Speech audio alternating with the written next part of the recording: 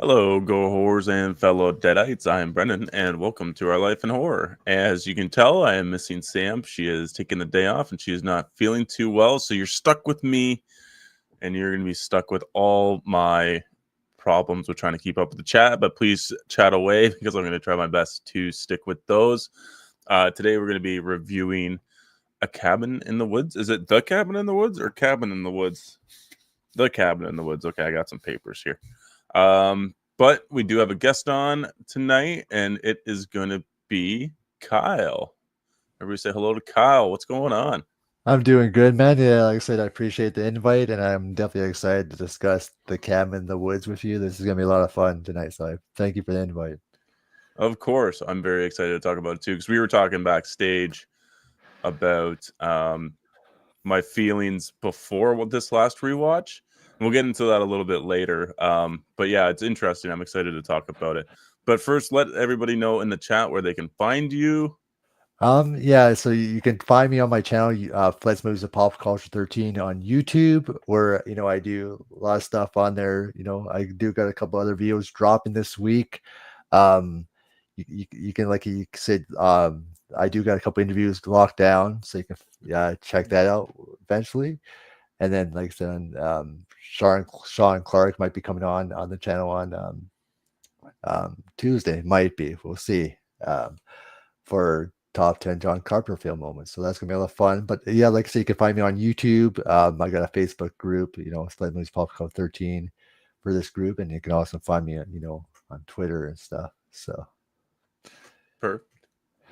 Awesome. I'm going to do a quick little hello to the chat here. We got Ryan Swayze in here as always, linking your channel. So everybody in the chat, just go over there and give him a quick follow and come on back.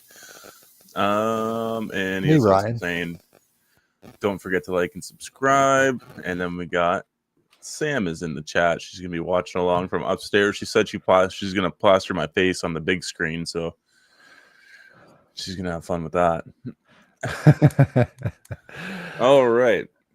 Well, I'm ready to talk about this movie. I'm very excited. I'm going to get into some little tidbits about the movie, and then we'll start discussing.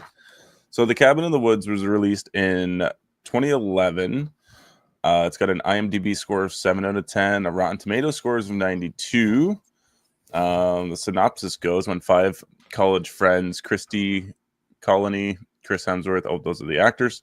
I'll skip over those. When five college friends arrive at a remote forest cabin for a little vacation, little do they expect the horrors await them. One by one, the youths fall victims to backwoods zombies. But there is another factor at play. Two scientists are manipulating the ghoulish going-ons. No, that's awkward. But even as the body count rises, there is yet more work that meets the eye.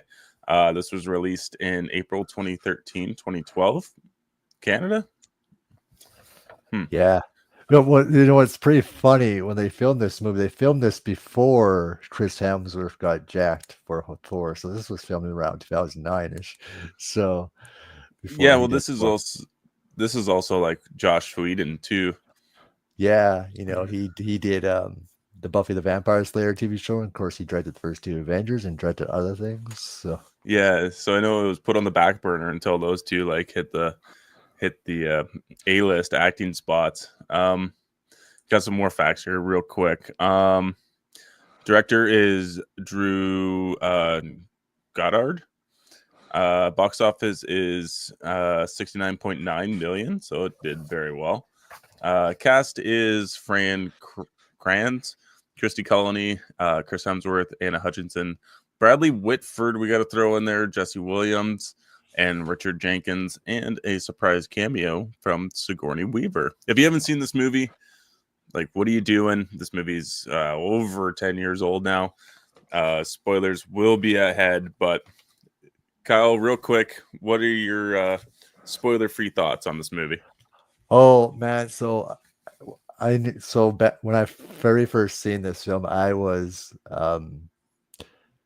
had no expectations, but when I went into this, I was mind blowing because this movie pays homage to a lot of the horror stuff, and there is some homage to other different, horror characters in this movie that that they don't got exactly the totally licensed, but they did still paid homage and made them look like the horror characters we all love from from the good classics. And this movie, they got so many good they got the right cast to pull this movie off, and I think um, the movie's a genius, and then it even changes tones throughout the movie, and especially when it gets to the end, it gets bonkers. I love everything about this movie. It's a blast. It never gets boring at all. So Yeah. Yeah, I have pretty much the same feeling. So I remember this movie came out and I ended up really enjoying it the first watch. And I'm pretty sure I watched it like consecutively for a few years. Then over time, I started to dislike this movie. Like I think I showed Sam this movie. No, she watched it separately this year. I don't know. I watched it with somebody and I ended up not liking it as much. So I was kind of dreading this rewatch because I was like, this is already a movie that's developed a cult status among horror fans. And I was like, oh no, if I watch this and I don't like it, like that's the unsubscribe button's gonna look pretty nice to a bunch of people. But luckily I actually really enjoyed this last rewatch. I thought it was a lot of fun. I laughed a lot. I do agree with you. The ending or like the third act is just totally bonkers, and I love every second of it. And you get some more homages as the more you watch it. So I guess that was probably a factor as well. yeah, Um, like I said, this is one of my favorite movies of the 2010s. It's one of my favorites. It never gets old. I can watch it many times. It's one of my favorites for sure. So yeah, I know. it's not just your typical cabin in the woods movie either. It does something Yeah, different. yeah, and I got a lot of like camera references too from like the original Evil Dead movies. So I was like, oh, okay, I like a lot of what's going on. But I'm gonna do a quick hello here to the chat before we get into our spoilers. We got Rob Humphrey in the chat. What is going on? We got Scottish Geek Guy. Howdy, folks. Bloody love Cabin in the Woods. You are not alone, my friend. We've got Bitter Wolf congratulating us on 500 subs. Thank you so much. Yeah, congrats, by the way. Yeah. Thank you. Now we're trying to get that subscription thing figured out, but we haven't been able to do that yet. Rob's a man child at heart, laughing at the 69 million that the movie box brought in. Love it. So there's just a lot of discussion going back and forth. All right. So, Kyle, describe this movie in 3 words. It's awesome. Um, uh, it it's I think it's underrated, and it's fun. It's a fun movie. Like Okay. describing it as it's a fun, awesome, underrated movie. All right. I got fun, deceptive, and references. Yeah. Who's your favorite character? It was a toss up between Dana and Marty. I think those are two of my favorite characters for sure. It was a toss up between those two. Because you're not expecting Marty to become the actually main guy that survives this. Because especially with the paying the trope to him, but he helps Dana at the end. But even Dana comes a strong, well, is a good character too. But yeah, I think Marty was a really good character of mine because he wasn't expecting him to become the the final person to help Dana survive for most part. So you were expecting these other people to be the leads, but Marty becomes one of my favorites. It was a toss between him and Dana. So Yeah, I totally agree. I put them both down. I think I was leaning a little more towards Marty just because I think of how unexpected he was at the end of the movie to come back. yeah, it was very unexpected. I was like, whoa, you thought they surprised you with him at the end. I thought that was very genius. So. Yeah, and he's funny. Like he's incredibly funny. He's got a lot of great lines in this movie. You feel for him by the end of the movie because that you'd think that Dana would actually make the sacrifice play here to save the world, and I think he pleads a pretty decent case for letting him live. So I was surprised. I was taken aback how much I actually liked Marty. Yeah. One of my favorite lines is from him. So Oh yeah, me too. I got quite a few actually from him. Who is your least favorite character? mine was Holden. I didn't really like him very much, and he comes out off like a douche towards the end.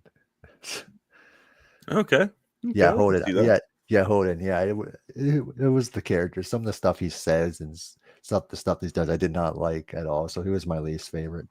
So Okay, I didn't actually put one down. I think I kind of liked everybody and what they are for the movie. yeah, Like even some of like I guess like you could even say like Mordecai, but like I even like him too because he's like made the butt of a joke a few times, but he's kind of snarky when you first meet him with yeah, the college kids. But when you hear him like later back on the phone call and they keep putting him on speakerphone, I'm like, okay, I like this guy. He's pretty funny.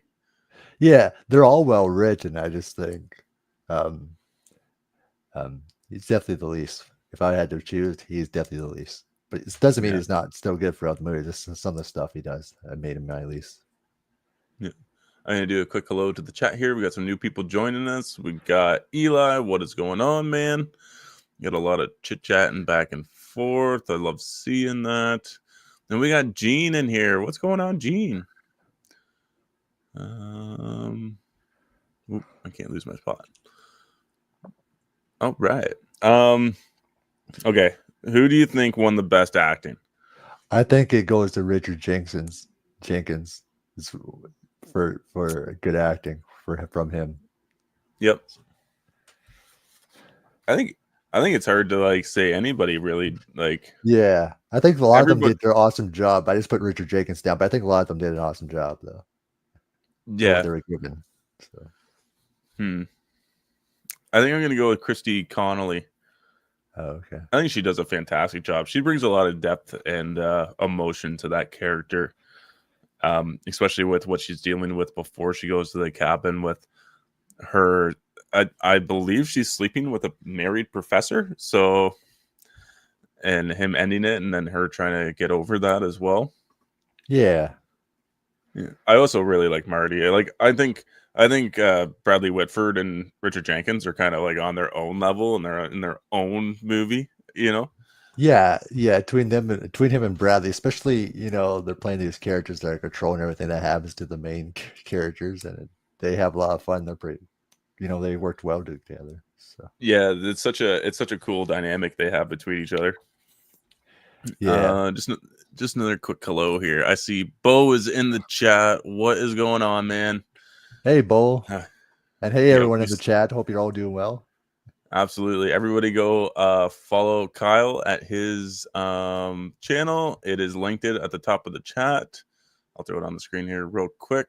Absolutely go over there, like his stuff. Um what what do you think about this score and soundtrack? I think the score soundtrack is pretty awesome. Actually, I enjoyed this a lot of the soundtrack they use throughout, and some of the themes music they go use. I think the soundtrack is pretty actually strong and really good for Cabin in the Woods, and it matches what the story they're trying to tell. And it fits very well. So Okay. yeah, yeah, I really enjoyed the soundtrack.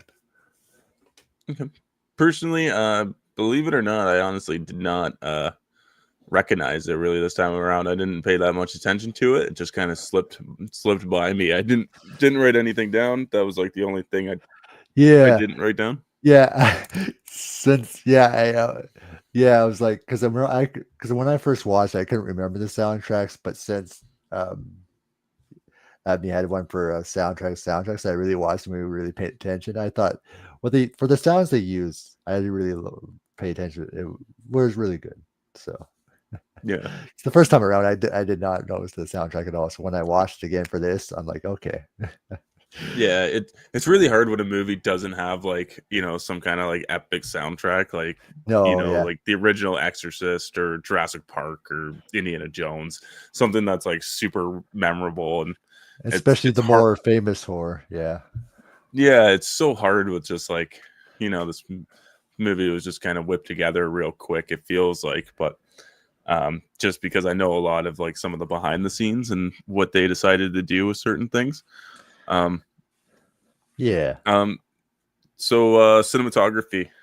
Oh, I think the camera work's pretty well done in this, especially there's certain shots I really like, and then some of the close-up shots they did, and there was that one shot, especially there's, I think the camera works pretty good in this. Especially there's one shot at the end I really enjoyed, especially the shot of a certain scene when all the bonkers happen is pretty cool too. So there's some really good cool camera work. Sometimes they use even the camera becomes its own character in this movie. They tell you what might be coming with the camera work. So, Yeah, I love.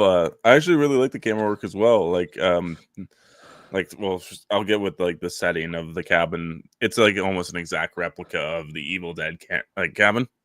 Like yeah. almost the layout is the same too.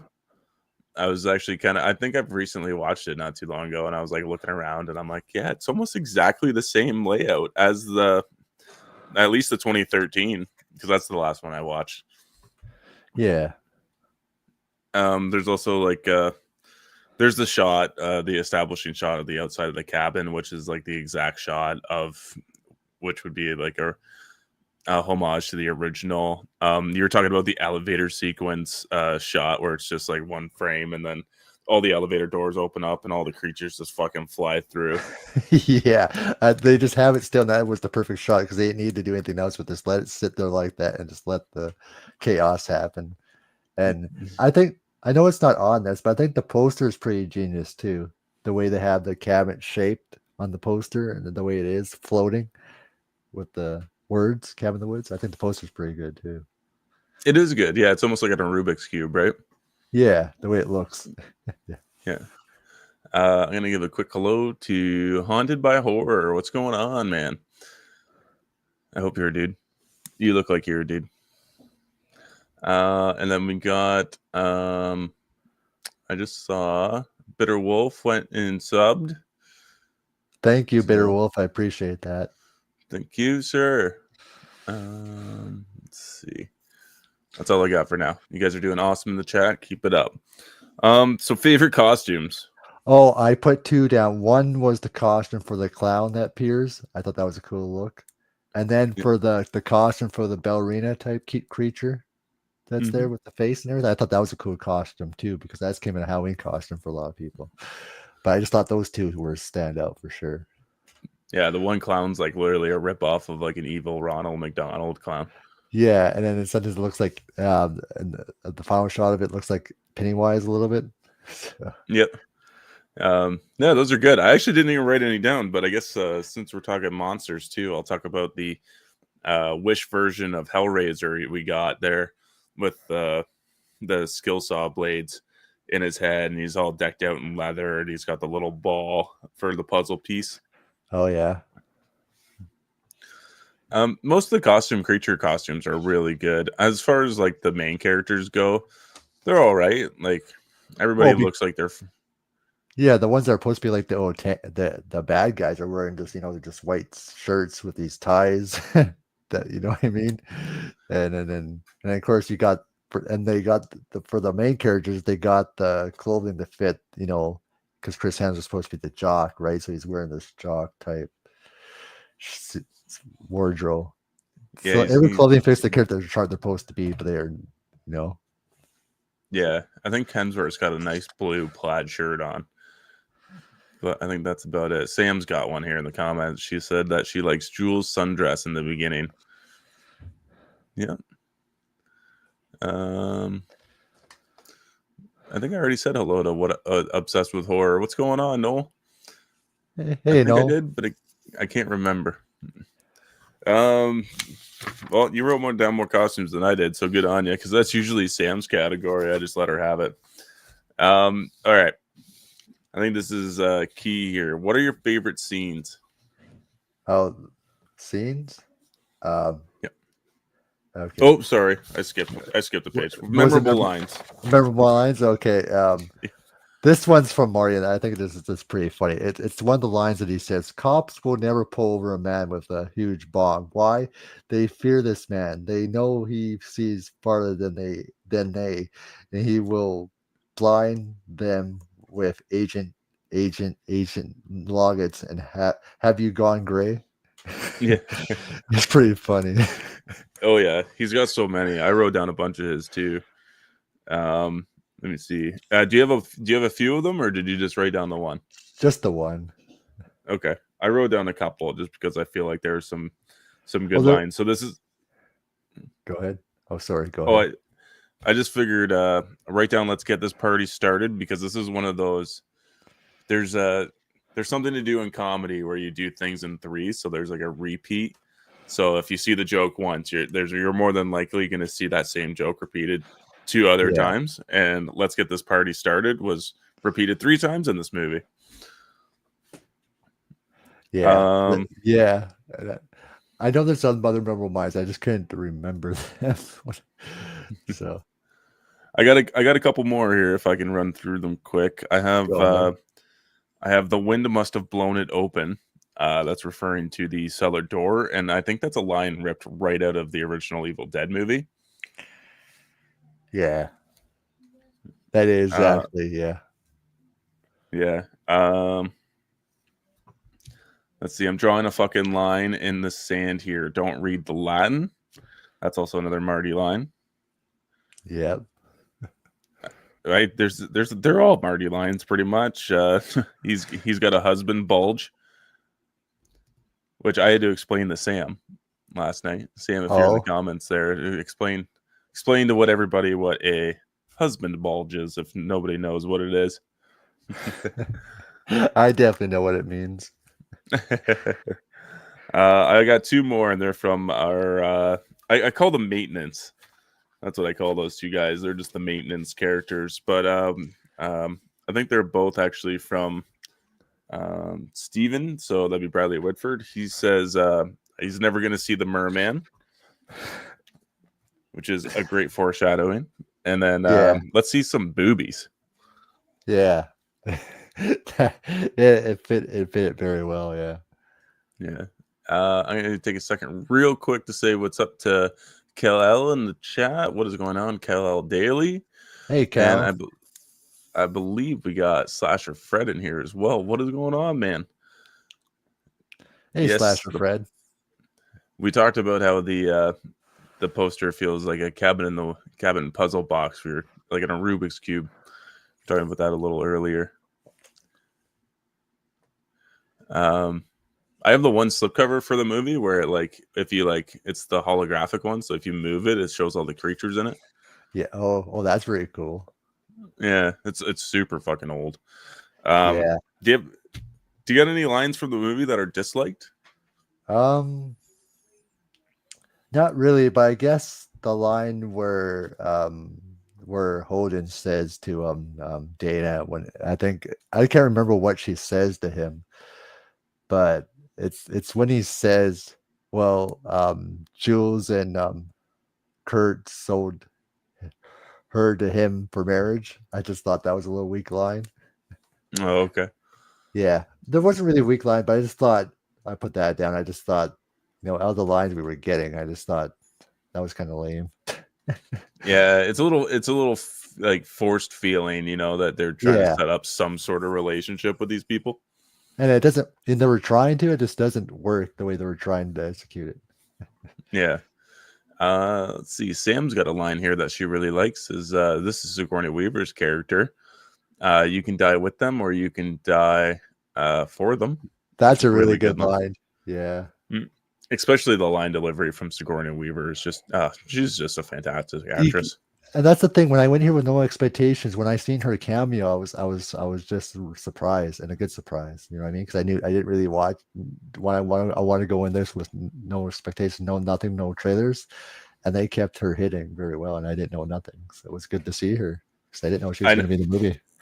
I agree. The first time I watched this, I was blown away, and even this time, I was listening to, because you hear her talk over the PA system every once in a while. And I couldn't believe I never clued in that was Sigourney Weaver talking.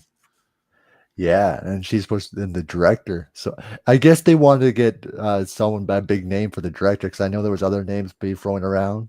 So okay, So I just can't remember the other names, but one of them might have been Jamie Lee Curtis, and they wanted some big horror people to play this, but then Scarlett Weaver, I they chose her, so she was able to. Yeah. She did a good job though. Oh yeah, excellent. Sam also said, "How did I miss? Let's see some boobies." Line. How did you miss that? We had to see boobies right after. And is there a This is line hard. from Kurt when he says he's I'll bring all the cops before and everything to play? Is it the line where he says I'm gonna bring all the cops, bring all these people to, to take down these people? So Yeah, to come and get him come and get before them. he makes the jump. Yeah. Yeah, I really like that little segment too. I was gonna put it down, but it was just too long for me to write when I was watching the movie. So I Yeah. was like, we'll talk about it later. I'm Yeah, sure. it's a long line. I didn't write it down either, but it's a long line because I know that he says a lot of things. So Yeah. Okay. I think this is like one of the most important categories for this movie. But what's your favorite kill? my favorite kill is one, of course, was the SWAT massacre when all the creatures come out. That was pretty cool with the snake and everything all get eaten. The other favorite kill though is Kurt's kill because he thinks he's gonna escape. You know what I mean? He thinks he's gonna escape, and then he just hits that wall and dies and just keeps falling down, down, down each time. It's just hilarious. It's not expected because think he's gonna be free, and then there's a whole wall, electric wall around the whole thing, and then he just keeps falling and falling. He's probably still falling to this day. Yeah. What I like about that. Oh, sorry. Go ahead. I just think that was pretty funny. It wasn't like it still was a kill, but it was just a unexpected way for him to die. It was pretty funny. So. Yeah, it's a big epic way for him to die too. Yeah. What I like about it is that they set that up, but by the time that scene comes along, because they set it up at the beginning of the movie with the eagle flying into the force field, and then by the time that scene happens, you've totally forgotten about the force field. I did too, and I thought, oh, he's gonna survive. Yeah, crap. Yeah. I think. We got haunted by horror. Digging the line that you brought up too. Yeah. Statistical fact. Nice. That's a really great kill. I really like that one too. I feel like a cop out for saying this, but I really love that elevator kill. Like when all the different monsters come out and kill every cop in the room. I think that is so fantastic. I love seeing the big snake. You got all these you got this bat thing coming out of nowhere, which I fucking love too. I just love seeing all the creatures being able to shine for a moment because this is a movie, and it pays homage to all the horror before it. It's like all those creatures were there from other things. So. Yeah, and really what they could have done is not showed us that, and I'm really happy that they decided to go with it because it just I think it blew everybody's mind in theaters when they got to see it. I wasn't able to go see this in theaters because I think I was a wee lad when I got to see this. Like I was 9 years old when this movie came out, or at least when this movie was made. Oh yeah. Yeah, it was like, so I didn't watch it till a couple years later too, actually. Nice. So I don't remember how I got a hold of it, but yeah, I think it's definitely one of the highlights of the movie. It just wasn't something that I was expecting, and I think it became one of the most iconic scenes of the movie. So. Yeah. Do you have a least favorite kill? Yes, and it's Gary, the one played by Richard Jenkins. All it is just Dana stabbing him in the gut. That's all it is. I thought his kill would have been. Well, yeah, I thought for a character like him, I thought he would have went out better. But all it is just stabbing the gut, and I thought that was just a weak kill. That's fair. That was a way for him to go out because his buddy gets to go out by Merman, which is pretty epic. And then you see even Wendy. Yeah, Wendy. Yeah, Wendy gets taken out by some gigantic octopus creature, and the director gets a hatchet to the head. So yeah. Even the security guard who has a conscience, Alex, his name is Alex Thiessen in the movie, or Alex Truman, and he gets hacked to death by a bunch of zombies. I agree. You feel a little lackluster on that kill, so I'll agree with you on that one. I didn't write one down. Yeah, I just thought for especially for what Richard Jenkins for an actor like him for what his character was doing in the movie, I just thought he should win that one memorable too, but he was the weakest out of everybody. Mm-hmm. Yeah. Well, how do you feel about the gore factor and Oh, special effects? I think the gore factor special effects is amazing, especially when they start kicking off after the chaos scene and after from when that starts to the end, it's just incredible. It's blood everywhere. I think the effects is pretty good, and the gore factor was really good for the movie. I really enjoyed the practical effects and the gore factor. So I agree. I think all the for the most part, I think there's a couple bad CGI moments here and there. Um, Notably, probably the gigantic snake has a extreme close up that probably it still doesn't look too bad, but I'm like, yeah, I'm sure if I would have freeze frame it, I'm sure it would look a little rough. But like all the other like all the creature effects that are done practically look great. Um, yeah, once shit hits the fan there and they go nuts, there's blood on every wall. There's another thing too that I noticed, which is when you know the like the totems or whatever they are, where they have like the jock and you know yeah, the fool and stuff, and they have that CGI blood running down it. I was like, yeah, "Ooh, that doesn't that reminded me of like Blade and like from the first Blade movie from the 90s. yeah. Especially the opening scene, that one scene in Blade. I mean, Yeah.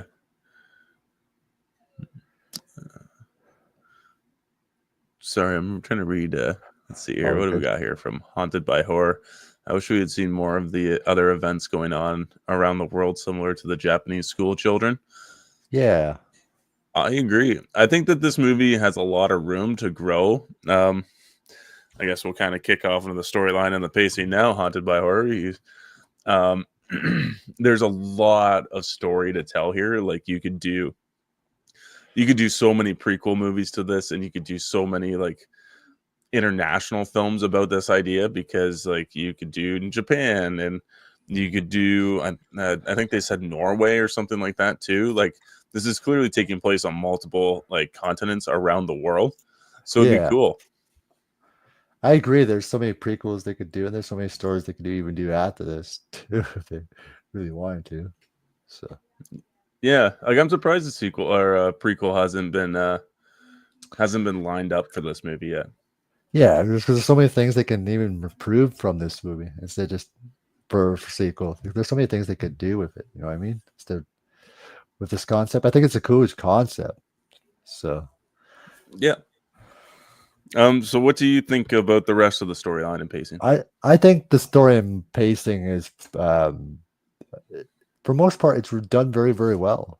I think like especially the, especially for the character development, I think the story is done very well, and then the pacing is pretty good. There's no slow pacing because I think um, every scene keeps you engaged. So I really enjoyed the story for most part and the pacing. There was never moments where I was bored or anything. So I think the pace is pretty good. So Yeah, I definitely agree with that because I feel like this movie just constantly keeps you on your toes, so you don't really have time to get bored with it. And I think like even if there are little lulls, the characters are fun and engaging enough for you not to even notice. Um, Even when you think the movie is over, it turns into a completely different movie, which is fantastic. yeah, I agree 100%.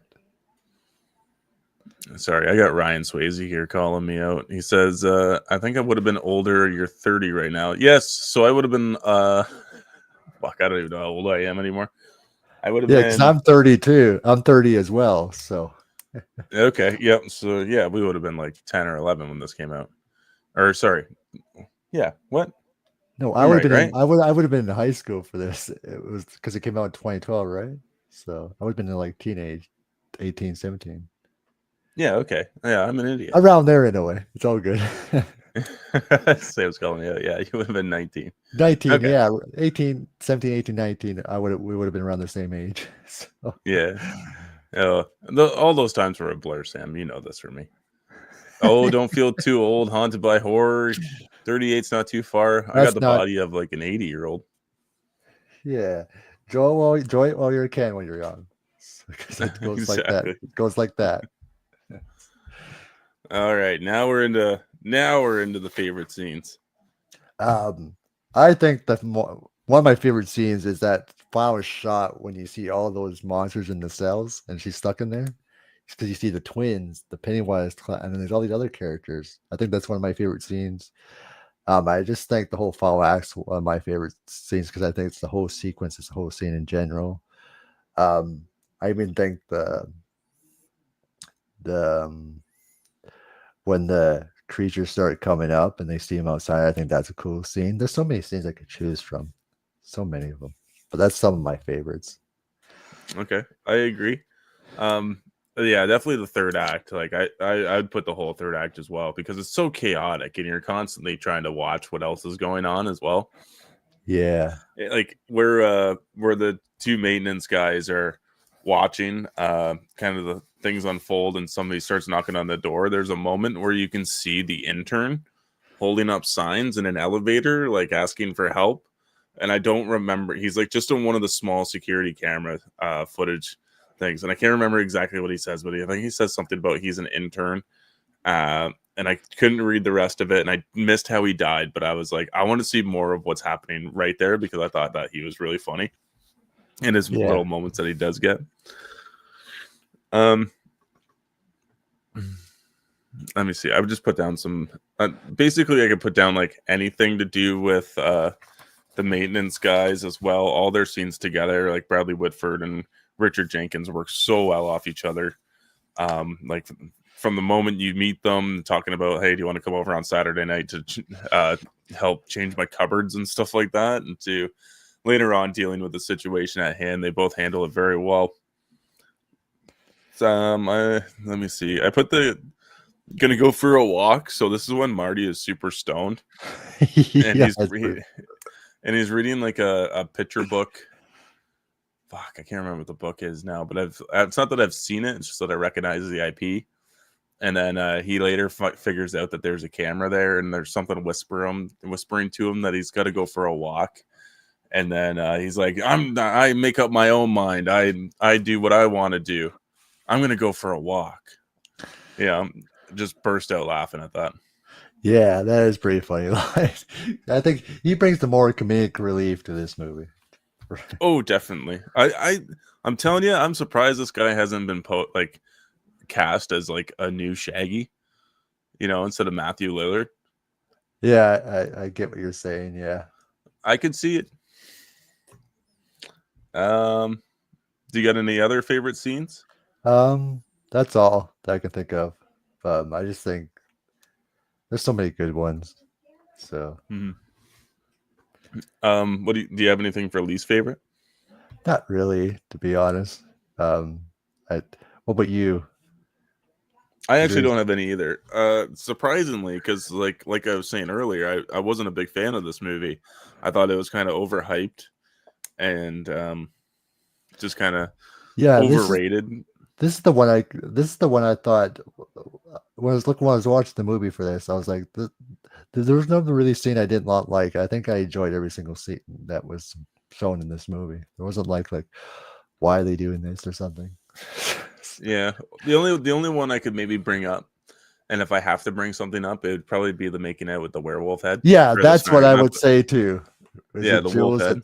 Yeah, that's what I would say too. Jules making up with the make out with though. I think it's the wolf you were saying. So Yeah, I think it's yeah. That was like okay, whatever. I it's get it's they're just a doing the dare little. thing. Yeah, but it gets so aggressive. It does. It's like really. It's just why we need to see this. Like I get she's being pumped full of like pheromones and stuff, but I was like, are we not taking this? Maybe it's just about pushing it too far, but I was like, I don't think we needed to go that far with it. We kind of got the idea. Yeah, we get it. Yeah.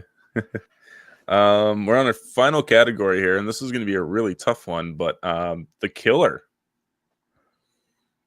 Oh, yeah. Well, I think if I'm gonna go with killer, I think it would have to either be those creatures that come outside, or or the ones that the technicians are handling everything so everyone comes to their deaths.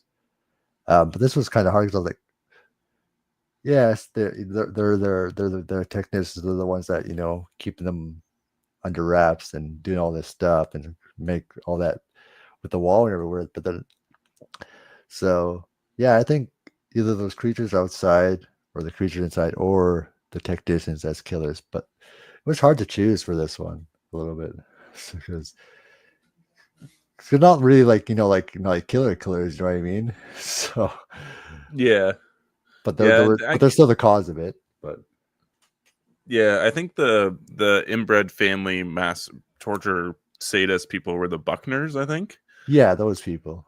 Yeah. Yeah, I really like the use of the bear trap because they do some fun things with that bear trap. They'll throw it at people and hook them, like kind of like lasso them and stuff. I really dig that. Yeah. Yeah, so I was thinking more when they came to killers, when those people come and all these other type of things come out, especially the ballerina looking thing and all these things. So those were the killers for me. So Yeah, I really like the bat. I think that was really cool. I just like the whole it looks very like vampire bat, like just from like nature, just like upscaled like a bunch. So I really like that. yeah, Um, I think they did an amazing job for all the type killer creatures, everyone that appeared. They did an amazing job to make them the way they looked. So yeah. Let's hit the comments here real quick. Sam says, "Don't want to make out with a wolf. No, thank you. I do not. But we know no. somebody that might, and it's the bitter wolf. He was a fan of the scene." Okay. So we're on to our scary rating. So on a scary rating of 1 to 10, how scary did you find this movie? For me, when I first saw this, I think it would go under an 8 because Oh, okay. 8 for me. It's not like it's not way up there scary like some other movies would be, but I think this would scare an audience to a certain degree. Depends what you're scared of. So at first, Yeah. so at an 8 for me, if I was gonna say. Okay. I could see that. I think I'm gonna go with a 5. I don't remember if I was too scared, but this movie is actually surprisingly gory as well. Like there's a lot of gore in this movie. So yeah, I don't know. I'll go with a 5 for my scary Yeah, rating. because it wasn't really scary for me, but I know what it scared a lot of other people I knew. So, Yeah. so. So rewatchability and would you recommend? Oh, I can rewatch this many times, and I do recommend this to people to check this out because I think this is the movie you gotta watch. One of the movies you gotta watch in your lifetime. I definitely recommend this to a lot of people if you haven't seen this, especially if Yeah. you're a huge horror fan and you're a fan of the Cabin in the Woods type scenario, and you're like a huge fan. It pays homage to a lot of horror. So Yeah, I'll definitely agree with that. I think the rewatchability on this is pretty high. Yeah, getting all the references, like it'd be fun to actually just go through and like pause some stuff and just kind of see if you can figure out what all the different creatures are in the movie. I'm sure somebody's went out and made videos on every single oh yeah, reference in this movie. So I'm sure you guys can find it. I I can't would remember the guy. imagine I would imagine what they would have done if they were able to get the hold of the actual IPs and have the licenses to each of these characters. What they would have done with this. Oh my god, that would have been one expensive movie just for the IPs Yeah, alone. if that was the case, I would love to see a horror type movie like that someday because Death House had the cool concept, but it didn't go where I wanted to go. So Yeah. Awesome. So we're gonna get into our final rating. Let me see if I can find it here real quick. So we do our rating scale with okay, emojis. We're gonna be blocked here for a little bit. So we got the poop emoji is clearly a 1. Okay is like a 3 or 2.5 or whatever, and then we got the 100 as like the perfect movie. You can say a low thumbs up or a high thumbs up if you're somewhere in between. Kyle, what is your rating for this movie? mine is 100% because I think this is a perfect movie for the story. To the characters, to the setting, the tone, the concept, everything about it is a blast. So it's 100 scale for me. And scale, I'm gonna go with a high thumbs up. I still am weary, sitting on the fence a little bit about how I feel about this movie. Even though when I seriously enjoyed it this time around, I still had those few years where I didn't like it. So I'm worried that if I go back and rewatch it again, that I won't. Those feelings will come back, and I hope that doesn't happen because I really did enjoy this Yeah. watch around. But you just never know. You never know. That's why I'm having a hard time when it comes to like coming Well, out of movies. And that's what makes it fun. That's what makes these conversations fun because we all have our own different opinions about the movie and our own taste. So that's what makes it fun. Because, so yeah, so yeah, let's see here. We got Sam chiming in here. She's giving it a thumbs up, and Eli is also giving it a high thumbs up. Very nice. Before we get into our fun facts here, real quick, Eli is wondering how big our collections are. He's got a full count there. He's got 4,369 4Ks and Blu-rays and DVDs, as well as 600 VHS tapes. Jesus, dude. mine's huge as well because this is not just my collection behind me. There's other stuff too, and it's in another room. So, yeah, I would have to count it before I can answer that question. But I know it's up there with what he's saying. So, I know. I've been wanting to do it. I can tell you exactly how many VHS tapes I have because I don't have many. I I have would have like to, yeah. 4, 8. I don't know. I got like maybe 15 max because I don't. I have a I have a I have a VHS player, but I don't have a TV that supports it anymore. So I've weaned off of that really fast. It's all about the 4Ks and the Blu-rays now. I'm trying to upgrade everything. Um, yeah, but Sam wants to go through and like log everything at some point, but trying to find the time to do that would be insane. Yeah, I have to take the time to actually count mine too because it's huge as well. So, Let's see here. I did see Big Rod is in here. What is going on? He missed the whole discussion. You're too busy driving, paying attention to the road. That's good. that's good. Yeah.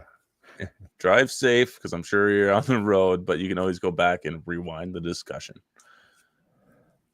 Let's see. We got some other people saying that Bo's collection is wild, and trust me, I've seen it. It fucking is. Bo actually just put out a video today.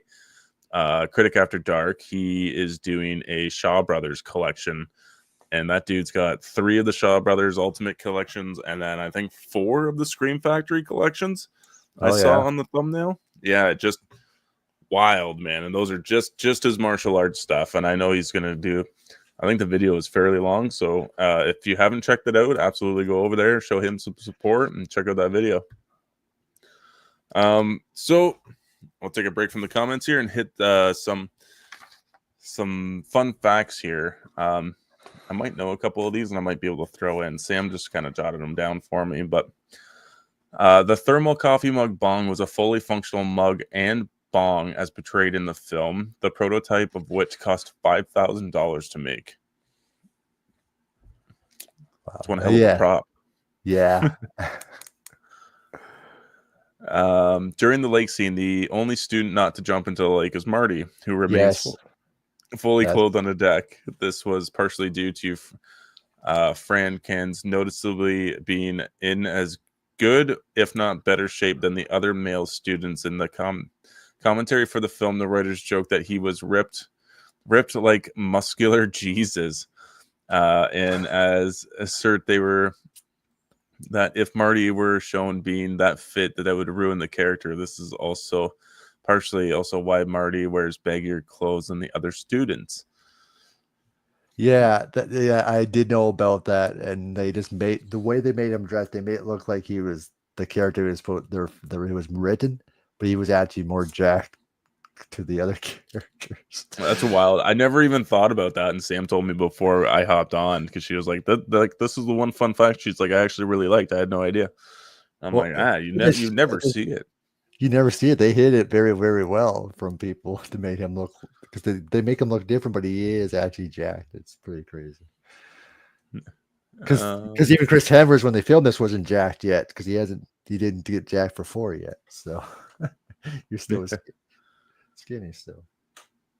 When Jules kisses the wolf on the wall, the wolf's tongue is covered in a powdered sugar to give the dusty look and make the scene more tolerable for Anne Hutchinson. At least they did something for the poor girl. Yeah. So, yeah, to make it feel more comfortable for her. Yeah. Josh Whedon and Drew, I'm going to just say Drew, I'm not going to say his last name, wrote the script in just 3 days. Jesus. Yeah. See, yeah, you can write. It's amazing how you wrote that in 3 days because it just, that's amazing because some screenplays take longer than that. It depends.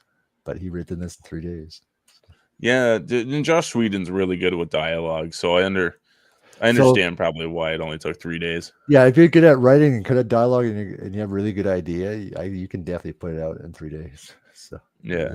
Yeah. Let me see. I got 2 more. I maybe got 3 because I got one that's I don't think on here. But the failed rituals from the other countries are references to various classic movies and monsters. The Kyoto ritual is a reference to Ringu.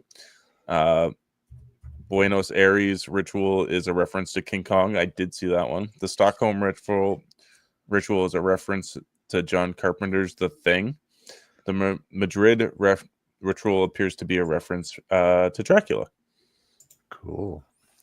I'm gonna have to pause that because I've never noticed the John Carpenter's The Thing, and I've never noticed Dracula. So I'm gonna pause that because I do remember seeing King Kong laying on his back. Oh yeah, they're in there. You just really have to pause it at a certain time. Okay, I'll have to pause it at some point. I got 2 more here. Writer Josh Whedon and director Drew going to created over 60 different types of monsters that were created specifically for the Cabin in the Woods. It's pretty impressive. Yeah. And then my last fun fact is the scene, the elevator scene where you see all the monsters like sliding around in the shot where it pans out. I believe, quote me on that, don't quote me on that. I believe that was originally designed for a video game, and they took it and they put all their monsters and stuff in it. Yeah. I'm just gonna hit the comments here real quick. Big Rod, like the sad poetry kid and Thanksgiving being jacked. Yeah. Pretty much. Let me see. I think Eli went and subbed over to you. Thank you so much, Eli. Yeah. Yeah. Appreciate Eli for following my channel for a while now. So. Then we're getting some love from Eli. Thank you so much. We're trying our best to put out as much as we can, man. Yeah. Like I said, it's very well deserved that you and Sam reached 500 subscribers because you guys have been. I've been following your channel for a while, and you guys are phenomenal content creators. And it was awesome having you guys on my channel back in I think it was August. So, and I would love to have you guys back on again. Of course, yeah, absolutely. Of course, I would love to come back on again too once Sam's feeling better. So, of course, yeah. I hope so too. I'm trying to think if we got anything else going on this week, but I'm not 100% sure. Sam, if we are, let me know in the comments so I can announce to everybody. Kyle, this is the end of the stream, but tell everybody where they can find you. Tell everybody what you got coming up on your episodes, on your channel. All right, so yeah, you can, like I said, you can follow me on my YouTube channel at Flett Movies Pop Culture 13. We do got a couple videos dropping this week, and then on Saturday, I'm bringing on Michael Wolfman from Mega Movies. We'll be ranking all Michael Mann movies, so that's gonna be a lot of fun. And on the first, I'm bringing on Mr. Hot Take from his channel. We'll be ranking the Alien and Predator movies all in one huge ranking, so that's gonna be a lot of fun. Like I said, on the third. We're still working this out, but we're hoping because we're working on some Sean Clark might be coming on the channel on December 3rd. We all know him from Horse Hologram. We'll be discussing our top 10 moments in John Carpenter films, so that's gonna be a lot of fun. Like I said, I do got a couple interviews locked down. I just can't announce them yet, but once we figure out time of day, we'll announce them. But and then I did get an email the other day. Another person that played Michael Myers might be coming on the channel. Might be. So, and then Dylan and Luke from the Splattercast will be coming on the channel sometime in December, and then me and Jason from Backtrack Cinema is hoping to do a Lethal Weapon watch parties somewhere. So stay tuned for amazing stuff I got planned for December. So. Oh, nice. I haven't seen Lethal Weapon in fucking years, like so long. I watched the shit out of those VHS tapes growing up. Yeah, I think it has one of the best chemistries, especially in a buddy cop movie, between him and Mel Gibson and Dan Glover. So. For sure. I'm excited for your Alien versus Predator ranking. I haven't seen those movies either in a long time, but I remember liking them quite fondly. That'd be a fun one. Yeah, especially now now that Alien Romulus just came out, so that'll be added to the list. So. Nice. Sam has not updated me what I got going on the next week. I know that we're going to be doing a franchise discussion with Sean from Sean's Horror Corner of the Black Christmas movies. And I'm not sure. Sam was supposed to hit me up in the comments, but she's distracted, I think, reacting to other people. But that's okay, guys. As long as you guys keep up with what's going on, she'll post about it. You got live on the children. Yeah, here we go. We got a live on the children December 8th, so that'll be fun. Nice. We haven't seen that one in a long time too. Same here. We haven't watched it since Paris, I think, Sam. So not Paris, France, Paris, Ontario. So, and we're also going to go see Werewolves on December 6th. Awesome. That's my birthday gift to me, as we get to see that fun little werewolf movie coming out. But yes, thank you so much, Kyle, for joining us.